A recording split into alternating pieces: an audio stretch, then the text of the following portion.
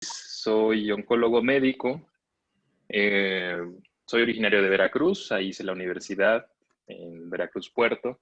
Posteriormente medicina interna en Centro Médico Nacional La Raza, posteriormente oncología médica en el Instituto Nacional de Cancerología.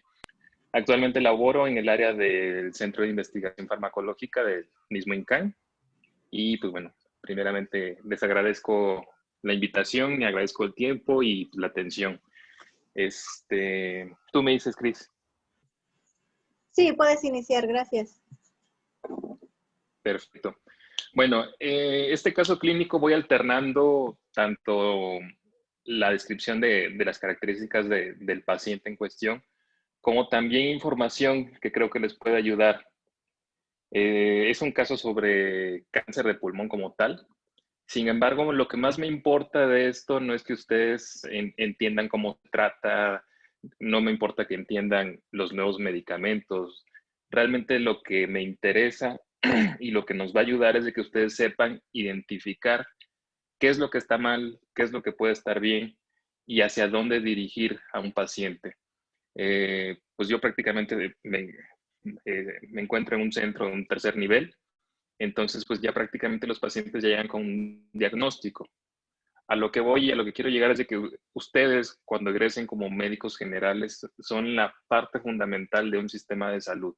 Es decir, ustedes son el primer contacto, ustedes son quienes van a identificar alguna alteración, ustedes son los que necesitan llenarse de todas las herramientas posibles para poder identificar a dónde dirigir a un paciente, dónde es que se puede beneficiar de que se pueda diagnosticar y que se pueda tratar.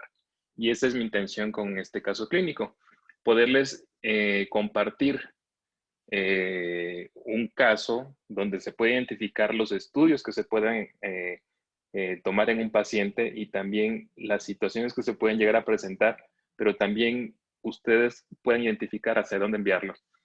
No sé si tengan la materia de oncología, desgraciadamente a nivel nacional en varias facultades de medicina, la materia de oncología, pues bueno, se ha prescindido de ella en los programas académicos. Entonces sí es muy importante que puedan identificarlo porque incluso especialistas, ya no hablemos de primer contacto, sino especialistas, se les puede llegar a complicar una situación de identificar un padecimiento oncológico por el hecho de no conocerlo. Entonces sí me gustaría que se impregnara un poco de esto y bueno, ya en dado caso, pues derivar al paciente. En este caso, hablamos de un paciente de 45 años de edad, como antecedentes heredofamiliares, abuelo paterno, el cual falleció por cáncer de pulmón, tío materno, el cual se reportó con un tumor óseo, el cual no fue especificado. Respecto a los antecedentes patológicos del paciente, sin diabetes, sin hipertensión, sin algún otro tipo de alteración, salvo el antecedente de que fumó durante 9 años. El paciente fumaba puros, 3 puros por mes aproximadamente. Inició su padecimiento en septiembre del 2014 con una disfonía asociada a un edema cervical aparente y fue hasta enero del 2015 cuando, después de haber visto un médico de primer contacto, solicita radiografía y posteriormente, al ver alteraciones que él consideró, solicitó una tomografía. Ya con la tomografía acudió con un neumólogo. En la tomografía se interpretó la presencia de un nódulo sólido de 26 milímetros de aspecto sólido e irregular en el lóbulo pulmonar superior derecho. El neumólogo indicó vigilancia solamente.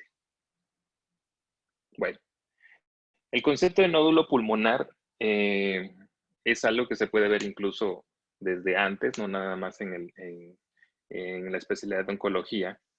Y el concepto de pulmonar solitario se refiere a una opacidad redondeada u oval, menor a 3 centímetros de diámetro, la cual se rodea de tejido pulmonar aparentemente sano.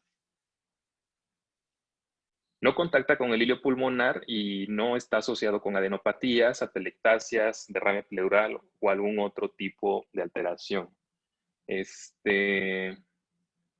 Dentro de sus clases de semiología, de exploración, pues bueno, supongo que recordarán lo que son los síndromes pleuropulmonares. Entonces, más que tener un buen estudio, sí es muy necesario tener una buena exploración o tener las herramientas necesarias para poder realizar una buena exploración clínica. A veces pacientes pueden debutar incluso con un síndrome de derrame pleural, que a veces el paciente refiere que o se manifiesta nada más como tos. Sin embargo, al explorar podemos ver que ahí existe un derrame pleural. Entonces, sí es muy importante reconocer los síndromes pleuropulmonares porque pueden ser la primera manifestación de alguna entidad. Ya no hablemos de cáncer de pulmón, hablemos de algún otro tipo de situaciones. Incluso varios tipos de cánceres, cuando están en una etapa avanzada, pueden manifestarse como un derrame pleural. Entonces, sí es muy importante poder discernir entre un derrame pleural, a lo mejor de una consolidación. Y actualmente, en el momento en el que estamos, pues también es muy, muy importante poder detectar o distinguir un síndrome de consolidación. Bueno, regresando con el caso, respecto a lo del nódulo pulmonar solitario, es muy importante desde el inicio poder detectar qué pacientes pueden estar en riesgo de presentar alguna alteración a nivel pulmonar. Ahora, hablando del aspecto oncológico, pacientes que pueden estar en riesgo de presentar un cáncer de pulmón. Desde un inicio, si conocemos algún paciente que tenga de 55 a 74 años de edad, que tenga antecedente de tabaquismo, que sería principalmente antecedente de más de 30 paquetes año, o que tengan una suspensión de tabaco menor a los 15 años, esto ya estamos ante un paciente que está en alto riesgo de presentar un cáncer de pulmón.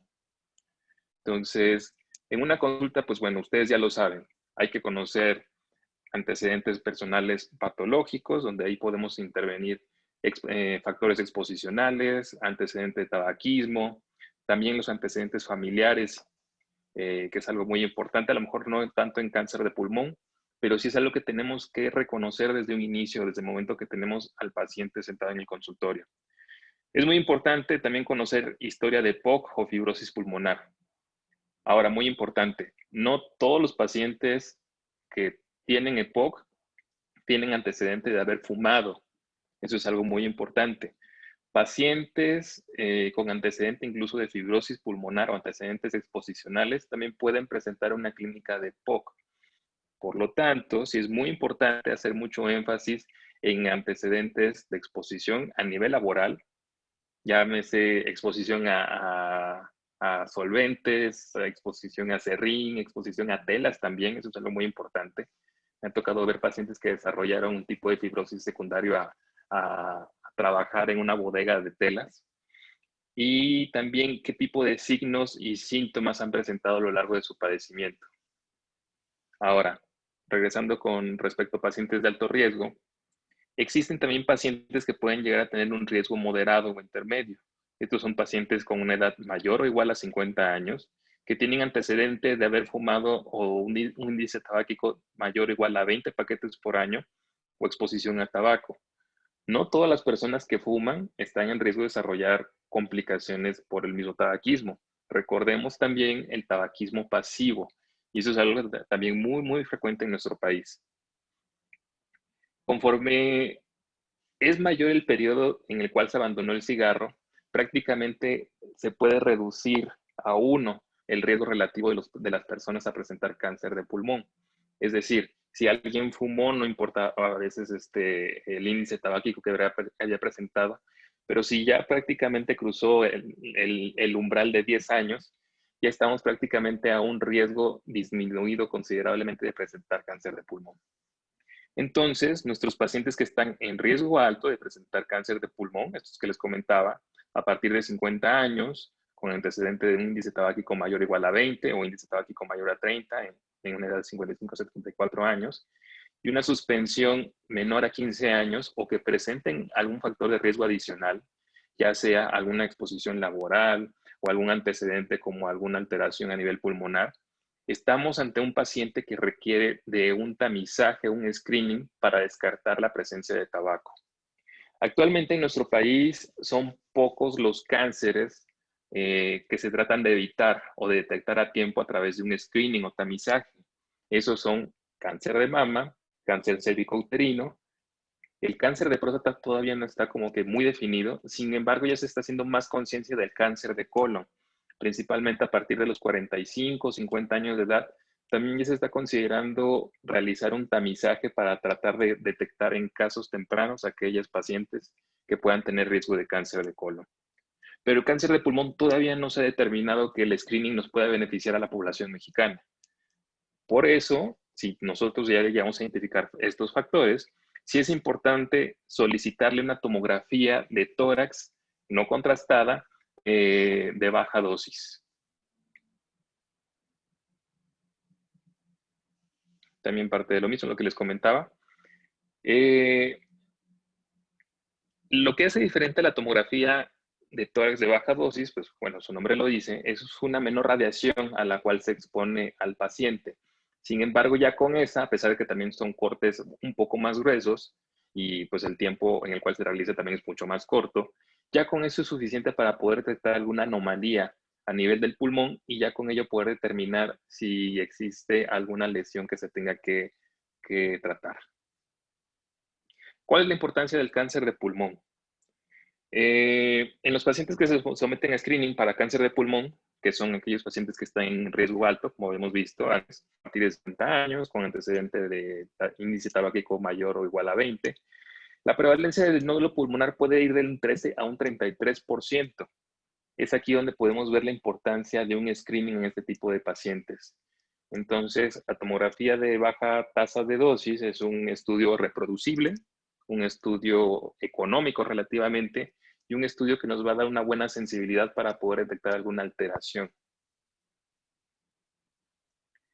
Y en los casos en los que encontremos alguna lesión menor a 10 milímetros con esta tomografía de baja tasa de dosis, el porcentaje será menor al 5% de presentar cáncer de pulmón. Si la lesión ya se incrementa a los casi 2 centímetros o es mayor de 10 milímetros, el riesgo puede ser de 34.5%. Entonces, podemos ver entonces ya el beneficio de un screening o tamizaje en personas de riesgo. Ahora, un nódulo pulmonar solitario va a tener un riesgo dependiendo también del tamaño que se llegue a presentar. Si tenemos un paciente con los antecedentes ya antes mencionados, pero encontramos un nódulo menor a los 5 milímetros, prácticamente el riesgo puede ser reducido y en estos casos se solicita que se realice una tomografía de baja tasa de dosis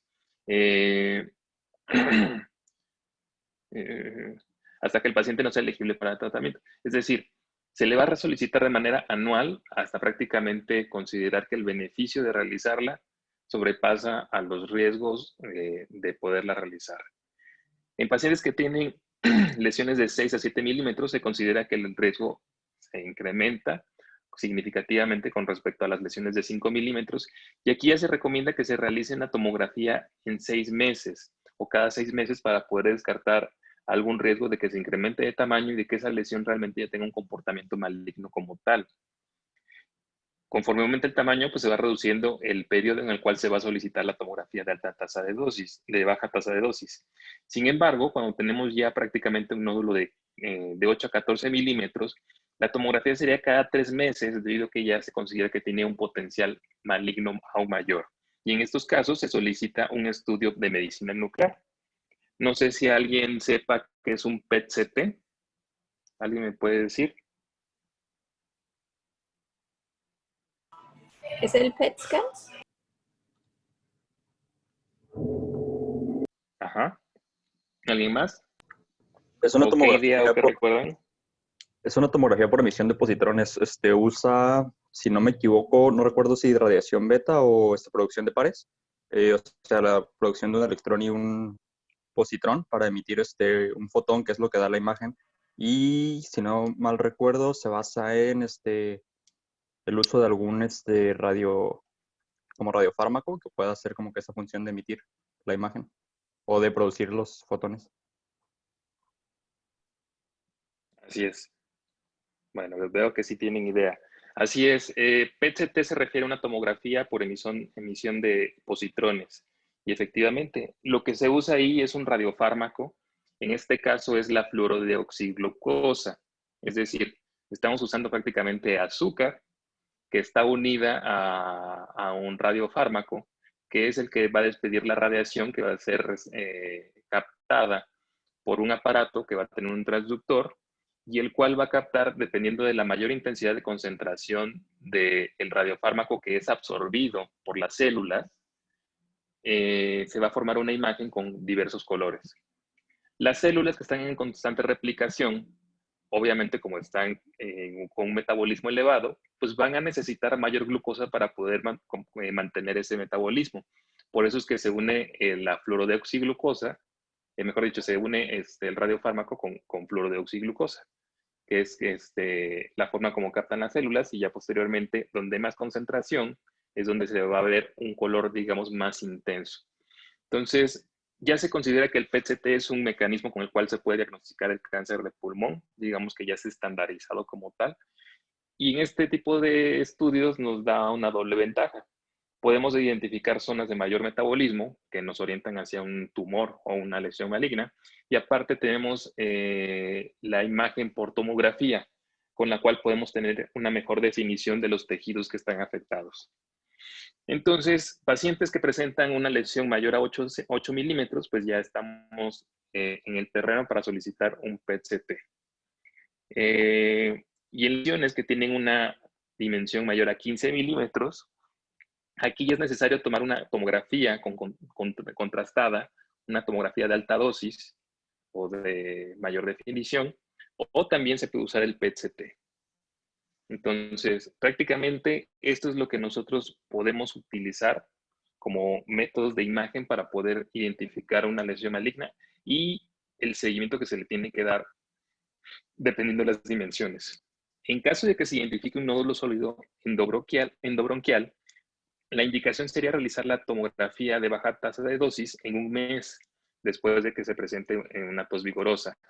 Si no existe una resolución de la tos y sospechamos de ese nódulo, lo ideal es realizar una broncoscopía, con la cual la broncoscopía, que pues bueno, puede ser de dos formas, una que es rígida, que es prácticamente un tubo que se introduce, por así decirlo, un material de fibra óptica para poder, o mejor dicho, como una pinza para poder acceder al árbol bronquial y poder tomar ahí la muestra. O la otra, que es la flexible, que es con fibra óptica, y esa es, digamos, de última generación, con la cual podemos introducir el aparato de fibra óptica y con el cual también podemos hacer una manipulación y obtención del tejido de una manera más fácil y más práctica. Ahora, diagnóstico. Existen ciertas características que se pueden ver en las imágenes de tomografía que van a orientar hacia una malignidad de una lesión. Si estamos ante un nódulo pulmonar, pero que tiene una densidad que nos orienta hacia una calcificación, muy probablemente estemos ante una lesión benigna. Y más si tenemos un paciente que ha tenido antecedentes de contacto con personas con tuberculosis o personas que han trabajado con derivados de la madera o acerrín, con algún carpintero. Ese tipo de personas pueden presentar nódulos, pero que serían ya secundarios a algún tipo de infección crónica o de tuberculosis. Entre más calcificada sea la lesión, menos probabilidad de que sea con un comportamiento maligno. Es decir, tienen un comportamiento mixto, es decir, que una porción se ve como semisólida o sólida y otra porción está calcificada. Entonces, esos, entre menos calcificación, más vigilancia tenemos que proporcionarle. Otro tipo de características que se pueden ver que nos orientan a malignidad pueden ser márgenes espiculados, es decir, bueno, la palabra cáncer deriva también del hecho de que le encontraban una forma a un cangrejo, y es que decían que prácticamente la forma del cáncer, al verlo en imágenes o al ver los tejidos, parecía como tenía como extensiones que se adentraban a los tejidos. Entonces, si tenemos un margen espiculado, si es una lesión que no está definida, sino que pareciera que se introduce en el tejido, probablemente sea cáncer.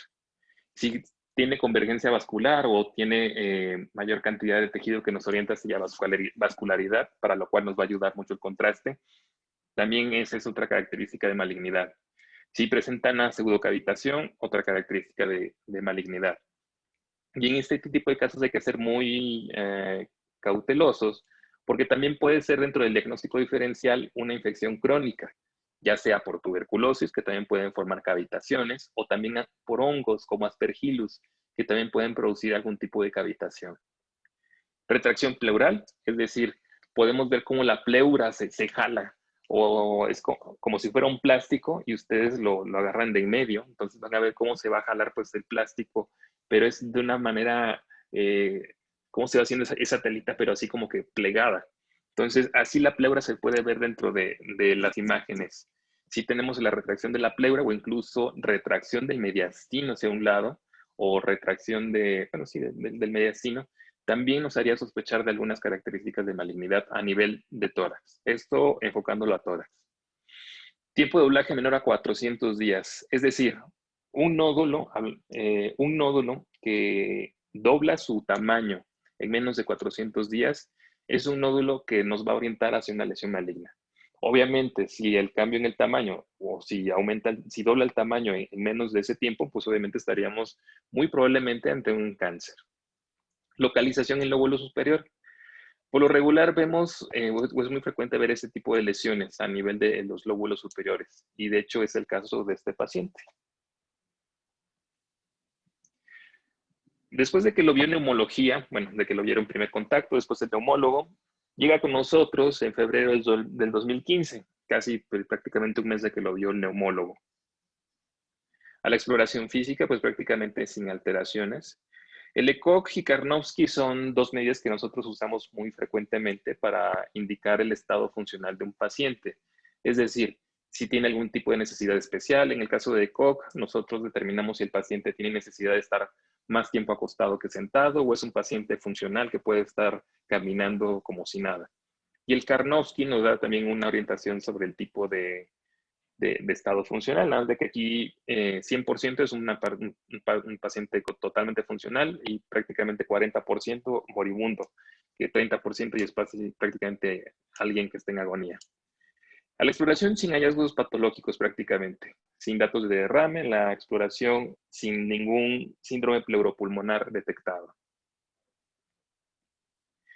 Ya en el servicio de oncología médica, por el antecedente de la tomografía, fue que se solicita un PET-CT y estudios preoperatorios. Esto, pues ya prácticamente dentro de la clínica de pulmón es parte del protocolo que se inicia para poder valorar a los pacientes. Ya que si en ese momento ya hay alguna alteración que sea susceptible a operarse, inmediatamente se mete a quirófano casi. Se descarta biopsia guiada por TAC debido al riesgo de sangrado y de neumotoras que presentaba. El paciente se había detectado con una lesión a nivel del lóbulo superior.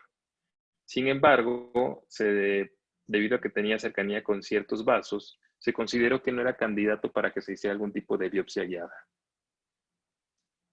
Y ahora aquí viene lo bueno. ¿Alguien me puede decir qué ve de raro en esta imagen? Es un corte coronal de tomografía, el cual se realizó al momento de hacerse el PET-CT en el paciente. ¿Alguien puede opinar qué ve de diferente o qué ve extraño en este corte?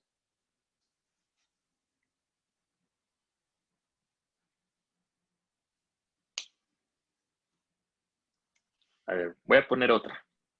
El cilindro me imagino que es este vaso, ¿verdad? ¿Cuál, perdón? El cilindro que se ve del lado izquierdo del paciente, a nuestra derecha, me imagino que es un vaso, ¿no? O Es sea, la no es nada aorta. normal. Sí, Ajá. ¿Y los no. puntilleos también corresponden a vasculatura?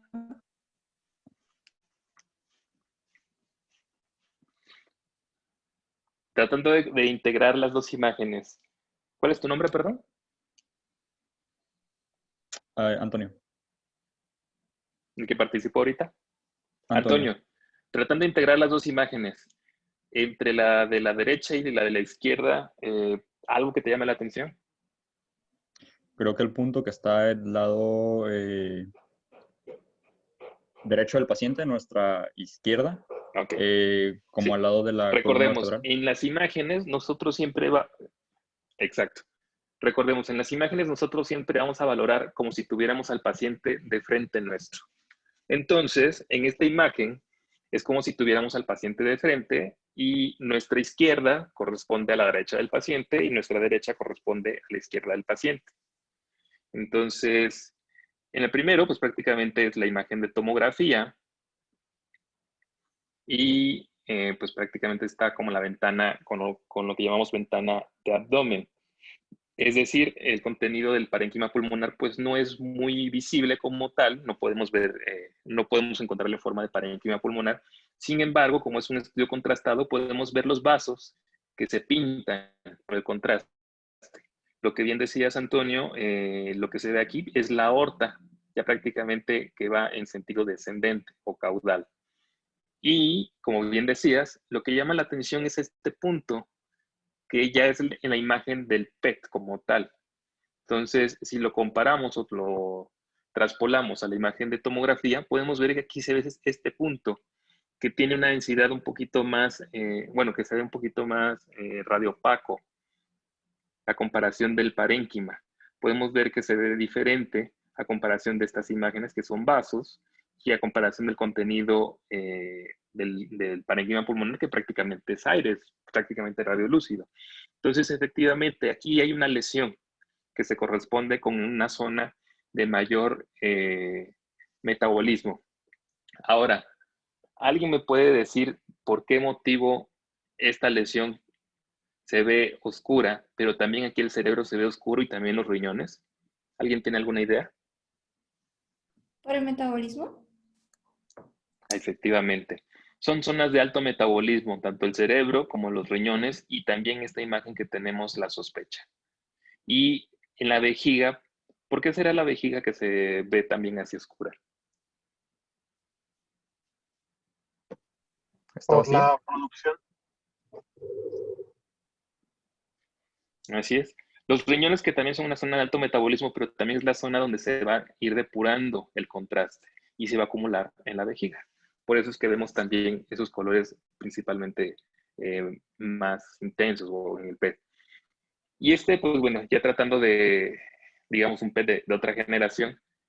Bueno, son imágenes del mismo PET, sin embargo, hay PETs donde va a ser nada más la imagen de esta forma y otros donde ya vamos a poder ver el metabolismo ya dependiendo del tipo de intensidad o de mayor metabolismo sería un tono más rojo, de amarillo, naranja hasta rojo, que podemos ver aquí. Bueno, entonces esa fue la imagen que se tomó en el Instituto Nacional de Cancerología y con lo cual nosotros, pues bueno, ya determinamos que el paciente tenía una normalidad.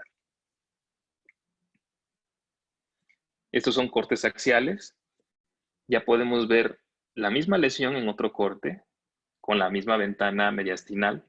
Y aquí ya podemos ver la ventana pulmonar. Como pueden ver, son imágenes del mismo paciente, sin embargo, al cambiarle la densidad, pues ahí, cambiarle la ventana, podemos ver una mayor definición del tejido pulmonar. Como les comentaba, lo que vemos en clarito, pues es prácticamente consecuencia del contraste dentro de los vasos. Lo que vemos oscuro es aire. Aquí tenemos prácticamente un poquito arriba de la carina. Bueno, mejor dicho, un poquito, ajá, sí, un poquito abajo, mejor dicho, de la carina. Y aquí tenemos ya nuestra lesión en la ventana pulmonar. Y haciendo una ampliación, pues podemos ver la lesión. Y aquí la aorta.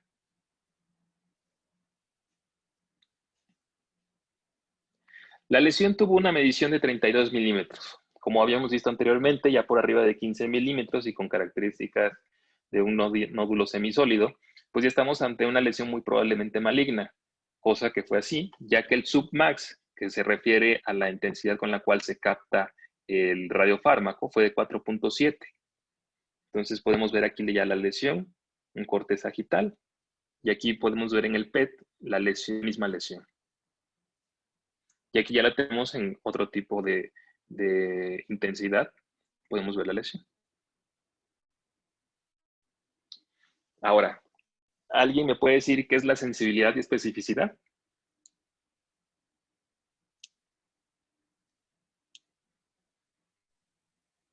¿No? Bueno, muchas veces cuando estamos ante un método diagnóstico o un auxiliar diagnóstico, nos van a decir, ¿tiene tanta sensibilidad o tiene tanta especificidad? Entonces, la sensibilidad se refiere al porcentaje o la probabilidad de que una prueba que se nos reporta positiva realmente sea positiva. Y una prueba específica se refiere al porcentaje o la probabilidad de que una prueba que salga o que se reporte como negativa realmente sea negativa. Es decir, para diagnóstico o para tamizaje se requiere una prueba que sea sensible o altamente sensible. Es decir, la tomografía de baja tasa de dosis es una prueba sensible, que bueno, aquí no les puse la sensibilidad de la tomografía, pero estaríamos hablando de un 60 a un 80% en baja tasa de dosis. Entonces, al ser un método que tiene una sensibilidad pues, relativamente alta, que es reproducible, que es barato, entonces estamos ante un método de tamizaje que puede considerarse bueno. La especificidad la usamos, una prueba que es específica, por lo regular la usamos para confirmar o descartar un diagnóstico. Les voy a poner otro ejemplo. Diagnóstico de VIH. Para hacer el diagnóstico de VIH, ¿me pueden decir cómo se diagnostica el VIH? ¿O infección por VIH? Primero mediante ELISA y después Western Blot, si no me equivoco. ¿No? ¿Cómo? Que primero hacemos una prueba rápida y después una confirmatoria. Ok, así es. Primero, para poder diagnosticar el VIH se tiene que hacer primero una prueba que es sensible. Se hace un ELISA. Entonces, al presentar un ELISA positivo, ya pasamos a otra prueba que sería en Western Blot. Y en ese caso, nosotros, con esa prueba que es más específica que sensible, nosotros podemos confirmar la presencia de VIH. ¿Por qué? ELISA es una prueba altamente sensible, sin embargo, bueno, no recuerdo la sensibilidad. El detalle con este tipo de pruebas es de que de varias pruebas nos va a dar un gran porcentaje de que ese resultado positivo realmente sea positivo. Por lo tanto, en pruebas de tamizaje o en pruebas para diagnosticar inicialmente se usan pruebas sensibles, en ese caso ELISA. Y ya para poder confirmarla, si no nos sale negativa esa prueba, prácticamente estamos ante un paciente que es diagnosticado de VIH. Si nos salieran, bueno, mejor dicho, si nos saliera negativa la prueba, quiere decir que es muy probablemente negativa esa prueba y por lo tanto, con esa prueba negativa estaríamos descartando el VIH. Metiéndonos ya en el campo de del PET-CT. El PET-CT es una prueba muy eficiente porque tiene una sensibilidad del 93 al 95%, es muy sensible. Y mejor aún, también es una prueba específica. Ya por arriba del 80%, para una especificidad, estamos ante una prueba que realmente nos va a dar un buen rendimiento. Por lo tanto, el PET-CT se usa en centros especializados o de tercer nivel para hacer ya un diagnóstico como tal de una lesión, en este caso de cáncer de pulmón. Se emplea el PET-CT en pacientes que tienen un gran riesgo de malignidad, es decir, mayor a un 10%, pero incluso con una tomografía de alta tasa de dosis puede ser suficiente, también para que no digan que nada es PET-CT, y la verdad, a nivel nacional, pues son pocos los lugares donde se hace un buen PET-CT. Ahora, la sensibilidad se ve reducido con ciertas características. En el caso del PET-CT, nódulos que tienen una dimensión menor de 10 milímetros ya son nódulos que difícilmente se pueden ver con un PET-CT. Entonces, pues bueno, dentro de las pruebas, a pesar de la sensibilidad, puede haber ciertos condicionantes para poder disminuir su efectividad. De igual manera, en una tomografía de baja tasa de dosis, si tenemos nódulos menores a 5 milímetros, difícilmente se van a ver o tal vez no los vayamos a ver con buena definición y tal vez se pueden omitir. ¿Por qué? Porque en una tomografía de baja tasa de dosis, como es menor la radiación que se aplica en el paciente, también son menores los cortes que se van a ver en el estudio, o es decir, entre cada corte va a ser una mayor distancia, que puede ser incluso hasta de 5 milímetros. Por lo tanto, lesiones de 5 milímetros puede que no se vean en una tomografía de baja tasa de dosis. Al paciente, como les comentaba, prácticamente llegó la primera semana de febrero y ya en la primera semana de febrero ya se estaba operando. Se le realizó una toracotomía posterolateral derecha, es decir, se ingresa en el tórax y se le realiza una videotoracoscopía y ya de ahí se le realiza la resección del lóbulo. Lobectomía superior derecha, es decir, se le resecó todo el lóbulo superior derecho y también se le hizo una linfadenectomía mediastinal, es decir, ganglios linfáticos de la parte superior del árbol bronquial fueron resecados como parte de este abordaje. Ahora, muy importante, en este paciente se había detectado el nódulo pulmonar de 35 milímetros en el segmento del lóbulo superior derecho. Inicialmente lo que se hizo fue, en la cirugía, fue ir por el nódulo prácticamente. Coloquialmente decimos, fue por la bola. Y esa bola se metió al estudio transoperatorio. Ya en ese estudio transoperatorio fue que se determinó que era un adenocarcinoma. Y ya con esas características fue que se decidió ampliar la cirugía con un intento curativo. Es decir, ya fue que se decidió hacer la lobectomía. Dentro del tratamiento de cáncer de pulmón, la lobectomía se considera que es la mínima cirugía, la cirugía mínima para poder considerar que se realizó bien y que el paciente tendría menos probabilidades de que vuelva a regresar el cáncer. El reporte histopatológico confirmó el adenocarcinoma de pulmón, principalmente por napsina A, TTF1 y citoqueratina 7, que son marcadores que son positivos para un adenocarcinoma de pulmón. Y ya el reporte confirmatorio, pues lo que les había comentado, un adenocarcinoma poco diferenciado con patrón predominantemente papilar y sólido de 3.5 por 2 por 2 centímetros, a 0.1 centímetros del margen quirúrgico. Ya con esto, pues bueno, es una cirugía, digamos, un poquito de riesgo. Lo ideal es de que sean de 2 milímetros a 5 milímetros del margen quirúrgico para considerarse que fue una cirugía bien hecha.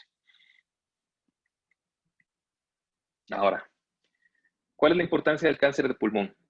A nivel mundial, el cáncer de pulmón es el tumor que se reporta con la mayor incidencia, 2 millones al año. Estas son cifras del 2018, que fueron las cifras, digamos, más confiables que se han realizado, que es por parte de una asociación de la OMS. Y aparte de ser el de mayor incidencia, es el cáncer más letal.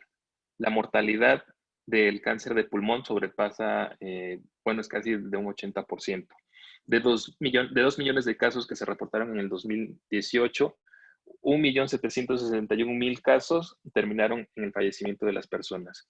Entonces, al tener una alta mortalidad de los casos que se reportan, hablamos de una enfermedad altamente letal. Entonces, de ahí la importancia del cáncer de pulmón. Ahora, mucho ojo, no todas las personas que fuman van a tener cáncer de pulmón y no todos los que tienen cáncer de pulmón es porque ya han fumado. Incluso aquí en México existe el reporte de que cerca de un 37% de las personas que tienen cáncer de pulmón no se debe a tabaquismo o a factores exposicionales, sino se deben a mutaciones ya identificadas como tal. Entonces, pues bueno, también no hay que caer en el estigma de que todos los que fuman van a tener cáncer de pulmón y que todos los que tienen cáncer de pulmón fuman. ¿Y en México qué está pasando? En México, la incidencia es de cerca de 7,000 casos por año, que representan casi el 4% de todos los casos de cáncer, y a nivel de mortalidad es solamente el 8%. Como podemos ver, el cáncer de mama, pues bueno, prácticamente se convierte en el de mayor incidencia. Sin embargo, el que tiene mayor problema es el cáncer de colon y recto, como les comentaba. Ya se tratan de establecer medidas para poder diagnosticar o para poder tamizar, hacer tamizaje de cáncer de colon rectal, debido a que es el de mayor mortalidad a nivel nacional, seguido del de próstata y posteriormente el de mama. El de mama, pues bueno, es un cáncer que también se le ha dado mucha difusión, que la gente trata de hacer más conciencia sobre ello, y eso en cierta manera también ha impactado en la mortalidad. Sin embargo, pues bueno, cánceres que se han visto principalmente en hombres, principalmente el de próstata, obviamente, y también colorectal, pues bueno, todavía nos falta mucho por hacer. Factores de riesgo, como les había comentado, el tabaquismo se considera que puede incrementar hasta 9 veces la probabilidad de presentar cáncer de pulmón o incluso incrementarlo hasta un riesgo relativo de 30. Y se relaciona con la intensidad de duración. Exfumadores mayores de 15 años, el riesgo disminuye hasta un 80 o un 90%. Aunque como les comentaba, a partir de los 10 años se considera que el riesgo ya se ve disminuyendo. Sin embargo, con más de 15 años prácticamente podemos equiparar el riesgo a una persona que no ha sido fumadora. Y el tabaquismo pasivo también incrementa en un 24% aproximadamente el riesgo de presentar cáncer de pulmón. Factores exposicionales, exposición a asbesto, eso es muy importante. Antes las casas se construían de láminas de asbesto y se considera que eso también fue un factor de riesgo para presentar cáncer de pulmón, pero también mesotelioma. Mesotelioma, pues es el tumor que se presenta en la pleura. Entonces, si tienen casas con techo de lámina de asbesto, pues bueno, ahí vayan intentando cambiarlas. Otro tipo de sustancias, que son sustancias a nivel industrial o también incluso terrorismo, gas mostaza, se considera que también tiene un gran factor de riesgo para presentar cáncer de pulmón. Humo de diésel, arsénico, berilio, cadmio o yin. Ahora, las manifestaciones clínicas van a depender de muchas situaciones. Manifestaciones clínicas pueden estar relacionadas al tumor, pueden presentarse por la diseminación o el arraigamiento de la lesión hacia tejidos, la presencia de enfermedad metastásica o síndromes paraneoplásicos. Los síndromes paraneoplásicos son eventos que se presentan, que no son directamente, bueno, que se presentan por la enfermedad como tal, pero que no tienen explicación por la diseminación del tumor.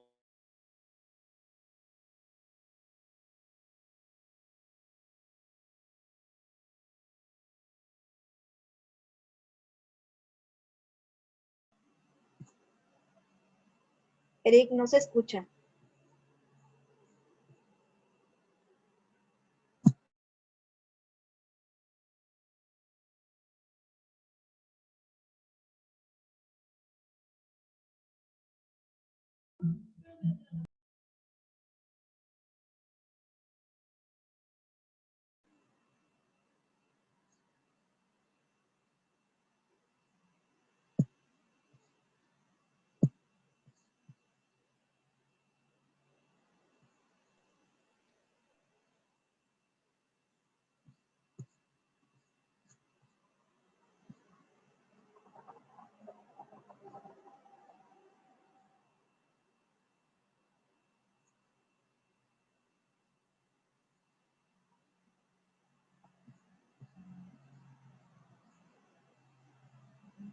¿Alguien me escucha?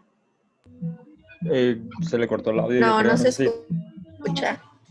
Déjenme comentarle que se vuelva a conectar.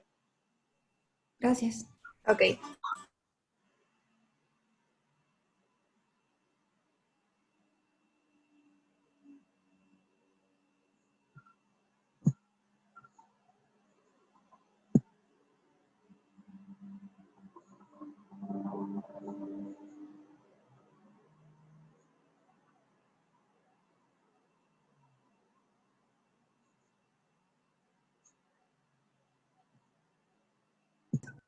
Perfecto.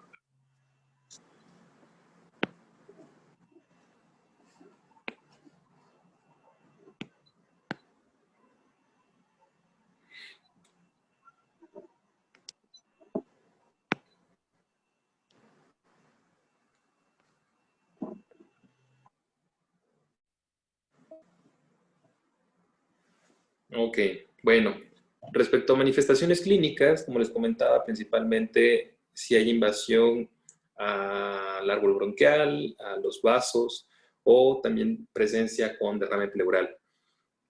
La diseminación intratorácica también puede influir en que se presente derrame pleural o incluso también derrame pericárdico, que también nos puede complicar la situación de la calidad de vida del paciente. Puede presentarse también síndrome de vena cava superior por el hecho de que el aumento de tamaño del mismo tumor o incluso de ganglios linfáticos pueden ocasionar la obstrucción del retorno venoso y por lo tanto se va a ver un paciente con pléctora que va a tener como un cambio de color en la cara, un aumento del llenado, por así decirlo, de los vasos venosos, por lo mismo de que se acumula la sangre, por así decirlo, en la parte superior del cuerpo. Y eso se puede traducir en disnea del paciente, en una dificultad o una somnolencia, o también una cefalea o sensación de pesadez que ellos mencionan. Síndrome de Pancoast que se refiere principalmente a la afectación de los tumores que se presentan en lóbulos superiores, que pueden alterar tanto las raíces nerviosas de la extremidad superior, pero también de provocar un síndrome de Horner. La enfermedad metastásica se va a traducir en pérdida de peso, síndromes neurológicos, dolor óseo, fatiga también, etc. Y síndromes paraneoplásicos, como les comentaba, el aumento en la concentración de calcio en el cuerpo es uno de ellos. También puede presentarse alteraciones en la calcificación del tórax, producto también de esas alteraciones. Ahora, en esa imagen lo que les comentaba, la radiografía de tórax por sí sola tiene una sensibilidad muy baja. Por eso es de que para cuestiones de tamizaje en pacientes de alto riesgo no se considera el mejor estudio para realizar. Sensibilidad de 30 a un 35% y una especificidad de un 60 a 65%. Comparado con la tomografía, como les comentaba, es una sensibilidad del 70% y una especificidad del 90%. Y la ventaja de la tomografía es de que también nos permite realizar biopsias guiadas, pero también nos permitiría dar una definición, una mejor idea del sitio que pudiera estar afectado. La tomografía en el caso de estos pacientes pues se tiene que realizar hasta la parte superior de los riñones, hasta las glándulas suprarrenales, debido a que son sitios donde usualmente puede presentarse metástasis de la enfermedad.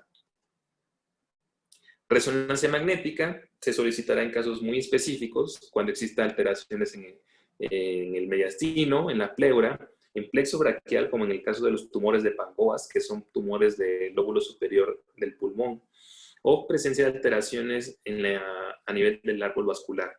Y en el caso de pacientes que presentan un estadio clínico más avanzado, se tiene que realizar por la mayor afinidad de este tipo de tumores a presentar metástasis en sistema nervioso central. Y el PET, que ya lo habíamos visto, que tiene una alta sensibilidad y especificidad. Ahora, no me voy a meter en la cuestión de tratamiento como tal, porque, pues bueno, eso ya es algo muy especializado. Me gustaría que, bueno, se queden con la cuestión de cómo identificar a un paciente que pueda presentar cáncer de pulmón o cómo tratar, o cuál es el abordaje de un nódulo pulmonar como tal. Nosotros, dentro de cada tipo de cáncer, tiene una clasificación diferente. Sin embargo, tienen el común denominador, que la clasificación se hace con base al tamaño del tumor, con base a la presencia o no de ganglios linfáticos regionales y con la presencia o no de metástasis o enfermedad a distancia. Con base a esas características, nosotros vamos a etapificarlo o darle una etapa, donde la etapa temprana prácticamente estamos ante, en caso de cáncer de pulmón, es hasta la 2B, es decir, hasta pacientes que presentan afectación en pocos ganglios regionales y presentan una lesión menor a 5 centímetros, y la localmente avanzada, que ya son lesiones más grandes que presentan ya alteraciones en ganglios linfáticos regionales en otros niveles más avanzados. En general, la mayor proporción de enfermedad de cáncer de pulmón se presenta en enfermedad metastásica. Desgraciadamente, hasta un 55% de los pacientes se presentan en enfermedad metastásica, y eso se traduce en que son prácticamente menores opciones de tratamiento. Bueno, eso hasta hace 2 años. Y actualmente se ha diversificado muchísimo las opciones de tratamiento en la enfermedad metastásica, y ya las opciones de que la persona sobreviva más de 1 año, incluso hasta 2 años, pues bueno, se van incrementando cada vez más. Los pacientes que están en etapa temprana, dependiendo de la etapa, puede que sean tratados nada más con cirugía o cirugía acompañada de radioterapia, cirugía y posteriormente quimioterapia, o cirugía y obviamente después quimioterapia adyuvante. En este caso, cirugía se trata de quitar la lesión como tal, y el tratamiento con quimioterapia, con radioterapia, es para tratar de eliminar algún tipo de residuo de células que pudiera haber quedado, y que eso se podría traducir en que la enfermedad regrese en un menor tiempo. O ya los pacientes que no son candidatos para operarse debido a las características de la enfermedad, debido a que pueden ser cirugías de mucha morbilidad y con poco beneficio, en esos casos se da un tratamiento combinado con quimioterapia o radioterapia, o se puede dar de manera secuencial quimioterapia, luego radioterapia, o también se puede dar quimio, radioterapia combinados y después inmunoterapia. Las opciones de tratamiento en la enfermedad metastásica van desde quimioterapia, terapia blanco, que son un tipo de terapia enfocada para ciertas mutaciones, o inmunoterapia, que prácticamente son las terapias más novedosas. Bueno, hasta aquí, ¿alguna duda o comentario? Cuando mencionó la importancia del cáncer de pulmón, mencionó que era uno de los que tenía mayor pues, mortalidad, pero mencionó por ahí también letalidad o nada más mortalidad. No, letalidad por lo que te comentaba. Es un cáncer que de los que se presentan, de los nuevos casos, gran parte de esos casos terminan en muertes. Entonces decimos que es una enfermedad muy letal. Mortalidad es prácticamente el número de muertes por cierta cantidad en cierto tiempo, pero ya letalidad hablamos del número de muertes en cierta cantidad de, bueno, la incidencia de los casos. Aunque De en hecho, este caso, por ejemplo, páncreas y hígado tendrían mayor letalidad, aunque en general menor mortalidad, ¿no? el cáncer de páncreas es un tumor muy letal. Pues bueno, yo creo que sería casi equiparable al de pulmón. Sin embargo, son menos los casos a nivel internacional que se presentan de páncreas. Pero sí, es una letalidad muy, muy alta. De hecho, creo que sí, equiparable casi el del de páncreas con el de pulmón.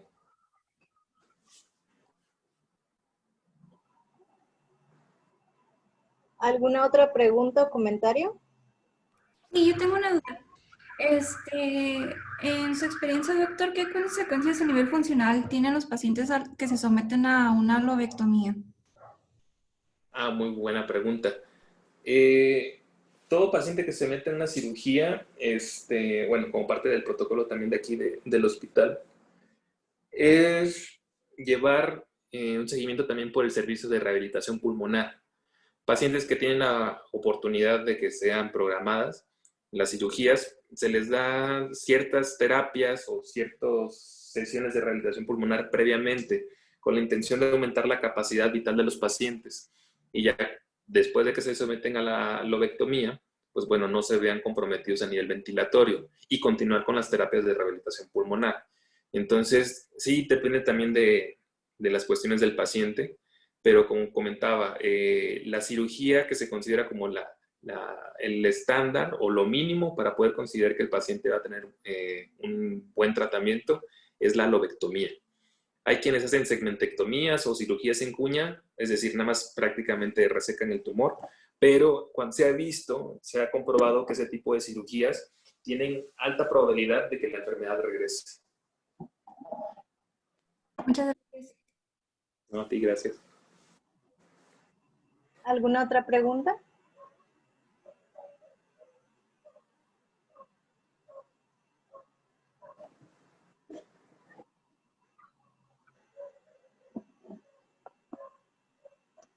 Ok, al parecer no tienen más preguntas. Agradezco tu presentación, Eric. Estuvo bastante completa. Y si llegaran a tener alguna duda o comentario, lo pueden escribir en el grupo que tenemos de Facebook, de EcoProject, y se les van a contestar sus preguntas.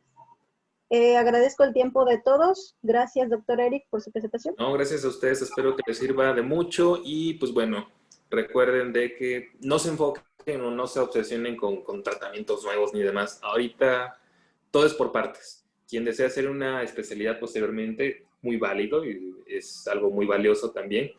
Pero ahorita van a salir como médicos generales y enfóquense en ser buenos médicos generales. Ya después, ya con el paso, también van a ir viendo qué es lo que les llama la atención, hacia qué se orientan y bueno, se vale.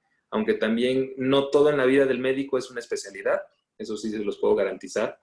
Hay médicos que van formándose en la cuestión de investigación, en cuestión laboral, hay maestrías, posteriormente doctorados, y no necesariamente se tienen que hacer después de una especialidad.